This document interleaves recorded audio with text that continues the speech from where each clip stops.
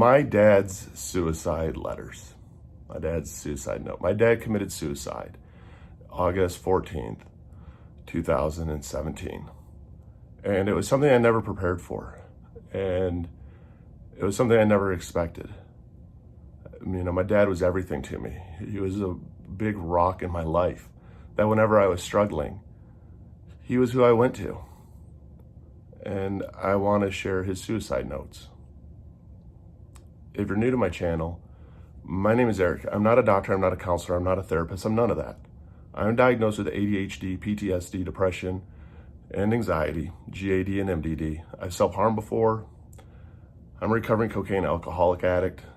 I lost my wife to suicide and also my dad to suicide, and I attempted suicide in 2018. And I found that through sharing just my experiences, what I found has worked, and just letting other people know that they matter makes a huge difference. And so today, sharing what I'm going to share isn't the easiest for me. If you're new to my channel, hit the like and subscribe button. I share a lot here on YouTube. Hit the little bell if you want to be notified of any of the notifications. And I'd love to have you along the journey with me. So when my dad committed suicide, I didn't know about it until I got a phone call from my brother.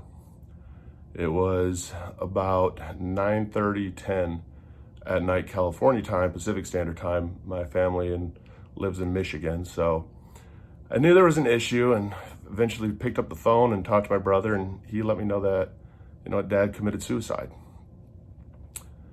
And it was a shocker. I was 3 weeks sober at that time, and it was nothing I had ever expected, because no one's ever expects or knows what to do when you have a sudden loss like that. Whether it's suicide, whether it's an accident, an unexpected death, we don't know how to react, and grieving is very, very difficult with that. And so with my dad's suicide notes and suicide letters that he left behind is essentially this: nothing. My dad didn't leave any suicide note. He didn't leave any suicide letter. He didn't leave any idea at all of why he took his life. And it's hard, because you have shows out there like 13 Reasons Why, and some of these shows out there that really glamorize suicide. My wife left suicide notes. There's an idea kind of why did she do this? With my dad, why he took his life, I can only speculate. And the pain that transferred over was tremendous. Instead of getting to understand and know why my dad took his life, instead I'm going through his car, and these are two of his rings. One of them is his Michigan State doctor's ring, because my dad was a doctor. The other one, my dad was a Mason. This is a Masonic ring. I was wiping his blood off of these rings and his wedding ring to give back to my mom, and didn't get any answers. There was no tapes left behind. There was no scavenger hunt left behind to realize what happened and to what to change and what to do different. None of that was there. And it makes the grieving process for anyone who experiences it that much harder, because you're left with so many whys. Why did they do it? Why didn't they tell me? What were they going through? And it's almost as a form as there's no closure. And it's difficult. And so anybody who's ever experienced this, my heart goes out to you, because I've experienced this with my dad. I don't know why. The only thing that I can come up with and know is my dad, just like myself, struggled a lot with depression, struggled a lot with anxiety. And I know that's where I got a lot of mine from. And he was getting close to retirement, and my dad's job defined him. He didn't know what else to be but a doctor. And it never comprehended in his head that he was an amazing dad. He never computed in his brain that he was an amazing dad. He was dad. And I think having the retirement coming up played a role in it, because my dad didn't know what he was going to do with life. He was losing his identity. He was losing who he was. And it's all speculations. And so only things that I can guess, because I knew my dad pretty well.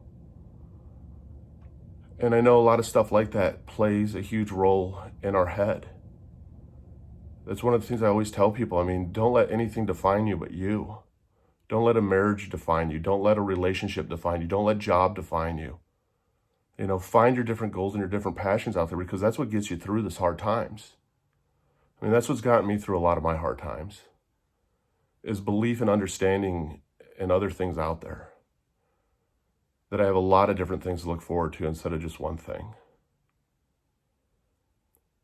And what I found helped me a lot through my dad's grieving process, because there was no real closure.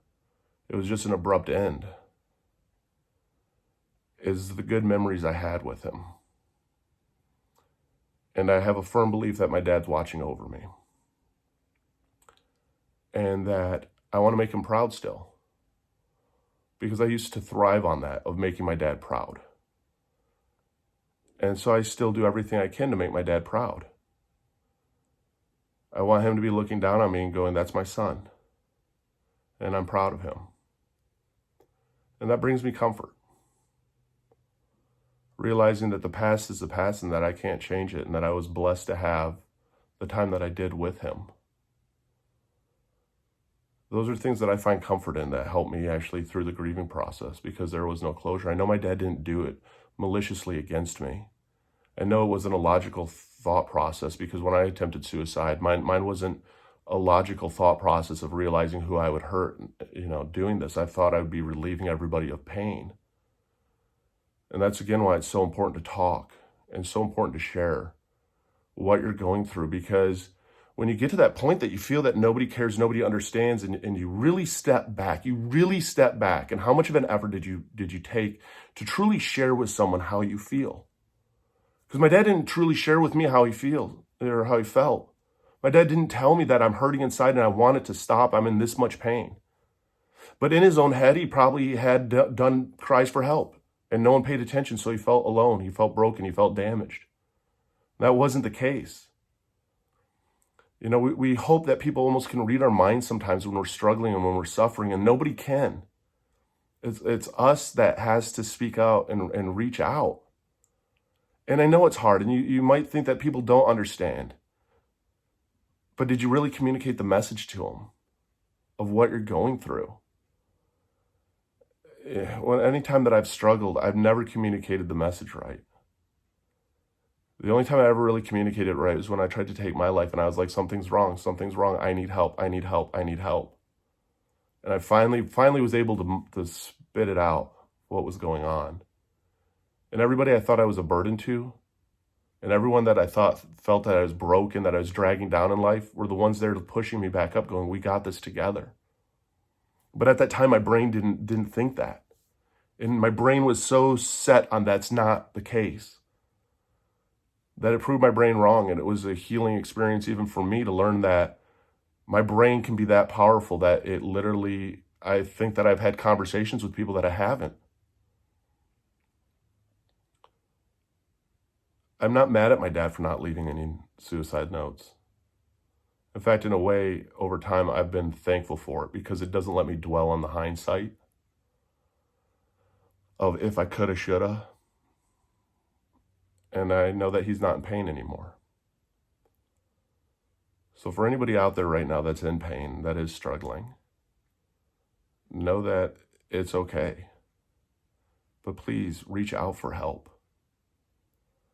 It was hard to read my wife's suicide notes, because reading her notes almost caused me a different kind of pain of, why didn't you tell me? Because she listed it all out in her notes of what kind of was going on. But she never told me how she truly felt. There were subtle hints, but never a conversation. And I know it's not an easy conversation to have, because for me it wasn't.